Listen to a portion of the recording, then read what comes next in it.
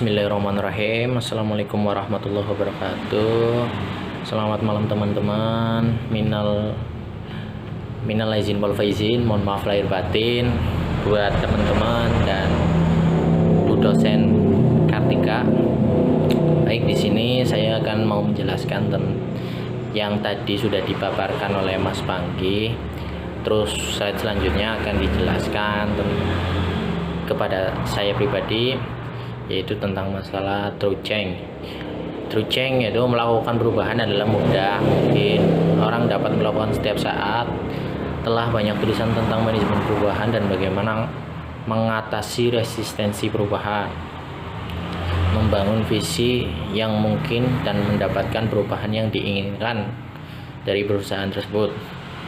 Kemudian yaitu true change yaitu mempunyai konsep yang pertama yaitu konsep dasar, mengidentifikasikan tentang spesifikasi yang mereka hadapi sebagai peluang menarik perspektif dari luar.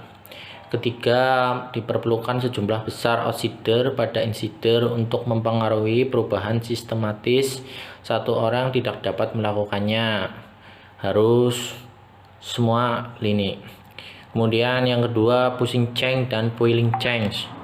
Pulling change mengandung pengertian bahwa gagasan terjadi hanya apabila terdapat tantangan, di mana dasar pengetahuan dari pengalaman yang tidak cukup tersedia. Apabila tidak ada tantangan yang tidak cukup maupun yang disarankan, mendorong perubahan hanya memboroskan usaha saja. Penerimaan perubahan terus mengenal kebutuhan pendekatan yang berbeda dari apa yang sedang dipergunakan. Lanjut. Yang ketiga yaitu outsider insider di semua tingkatan organisasi. Senior eksekutif yang menguasai konsep atau strategi adalah outsider insider. Sudut pandangnya yaitu tentang strategi dan fokus mereka pada sistem kebijakan dan prosedur.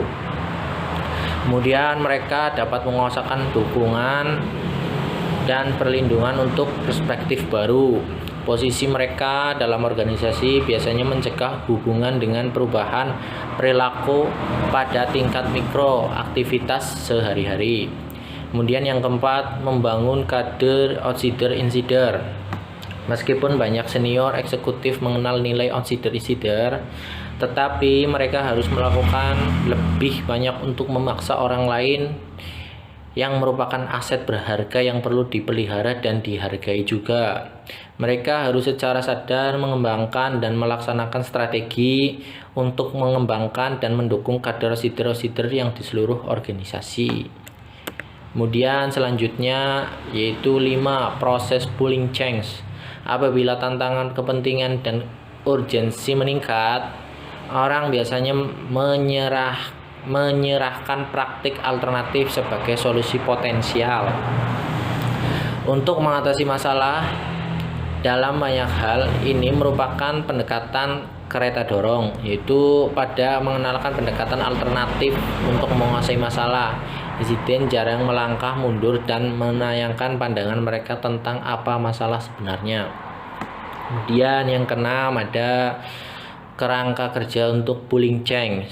Gagasan sendiri merupakan latihan akademis, merupakan tantangan yang tidak dapat dicapai atau tidak terselesaikan dengan menciptakan tarikan untuk gagasan baru. Proses pulling change dimulai dengan identifikasi tantangan, di mana asumsi budaya mendapatkan tarikan cara menyelesaikan masalah atau mencapai sasaran.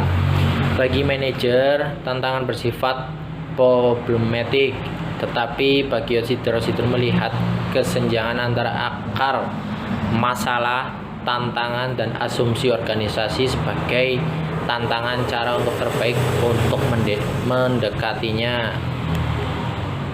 Yang ketujuh ada mengidentifikasikan peluang pulling change, yaitu kebanyakan organisasi mempunyai ratusan tantangan urgent yang sayangnya hanya memicu tindakan pemadaman kebakaran, tetapi pada beberapa titik organisasi mengakhiri sumber pemadaman dan tantangan akhir menjadi penting. Kadang-kadang tantangan bersifat sistematik, tetap sering tantangan sekedar masalah sehari-hari yang penting dan urgent bagi orang yang terlibat.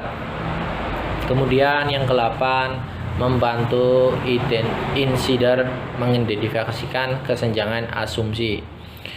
Peran insider adalah membantu orang lain melihat kegagalan paradigma mereka sendiri. Hal ini sering menyangkut menemukan waktu yang tepat untuk mengajukan pertanyaan atau meningkat insider dalam dialog tentang mengapa orang melakukan sesuatu dengan cara seperti mereka lakukan. Yang kesembilan, keterbukaan pada alternatif. Orang yang menjadi pembuka pada penjelasan alternatif setelah menyadari bahwa suatu telah berjalan, salah satu hilang, presentasi gagasan baru perlu dilakukan dalam cara bahwa orang melihat bagaimana pendekatan alternatif akan membantu mereka mengatasi setiap kekhawatiran yang masih tersisa. Begitu insider tersedik ditemukan, true change hanya akan terjadi apabila orang dapat menvisualisasikan bagaimana pendekatan alternatif akan membantu mereka mengatasi masalah yang mereka hadapi. Kemudian yang 10, tentang implementasi pendekatan alternatif. Menarikan perubahan akhirnya terjadi ketika pendekatan alternatif diterapkan dalam usaha menyelesaikan masalah. Gagasan atau konsep baru tidak perlu menjadi penemuan, meskipun pendekatan alternatif biasanya disarankan insider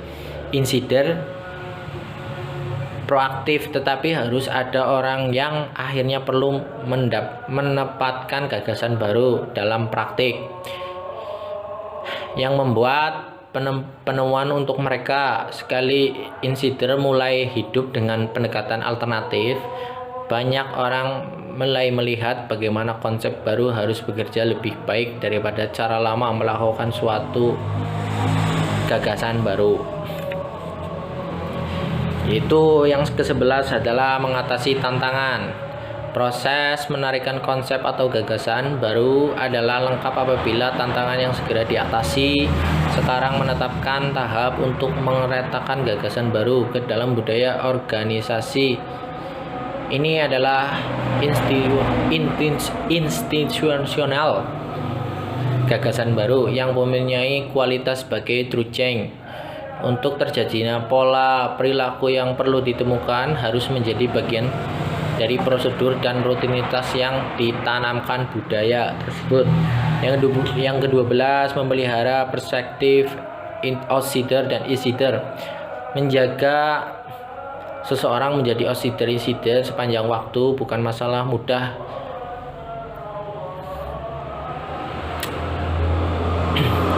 Keadaan tersebut secara kontinu perlu diputuskan oleh individu dan organisasi secara sistematis.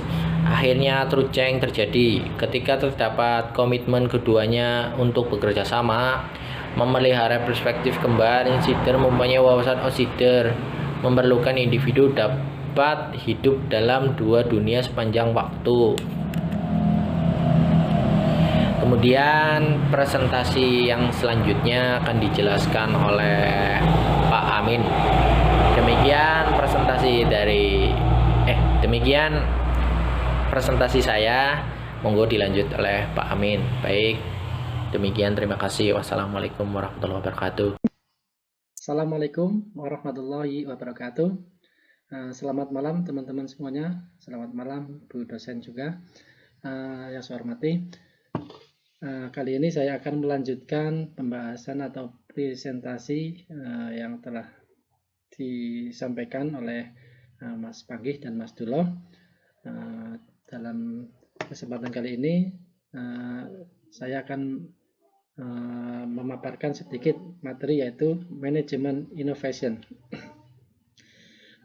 Dalam masa sekarang ini perusahaan telah dikelola oleh sejumlah akademisi dan praktisi yang telah atau menemukan aturan dan konvensi manajemen modern pastinya sejak awal